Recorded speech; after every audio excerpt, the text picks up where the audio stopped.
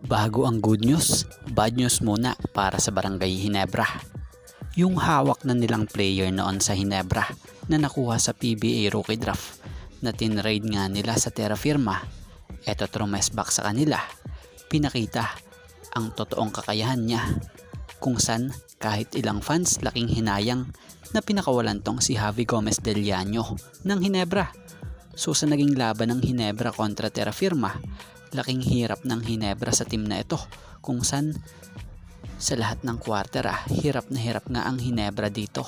Tapatan ang puwersa ng Terra Firma kung saan tinalo pa ang Ginebra sa larong ito. Especially nga itong si Javi Gomez del Llano kung saan nadama nito ang unang panalo kontra dito sa team na pinagpalit siya. Si Javi Gomez del Llano nagtala dito ng conference high niya na 22 points. Sa paglilinaw ni Javi Gomez del Llano about dun sa nangyari last year na pagkakatrade sa kanya, wala na daw yun dahil di niya nga raw alam kung bakit siya tinrade noon. Pero after mangyari yun tinoon niya nga raw ang focus niya sa team na kumuha sa kanya nung na-trade siya.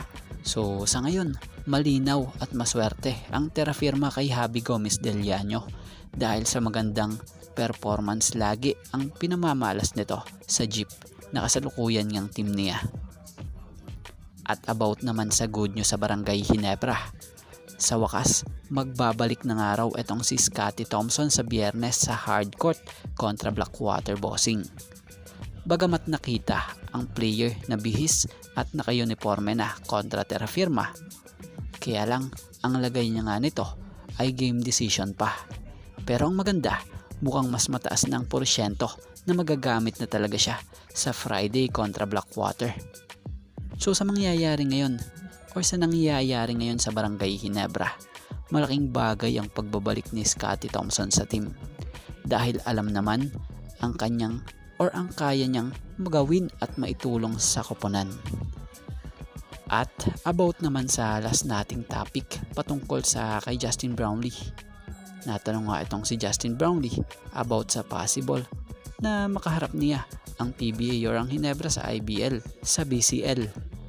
Ay ang sagot niya nga ay mahirap nga yan para sa kanya. Mahal na nga raw ang Pilipinas at lahat ng team sa PBA at lalo na nga ang Ginebra.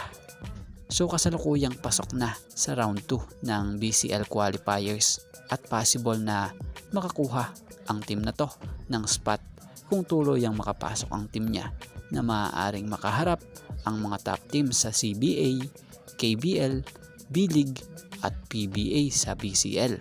So malinaw kay JB na hindi niya nga gustong makalaban ang mga PBA teams dahil mahal niya nga po ang mga ito, lalo na ang Barangay Ginebra.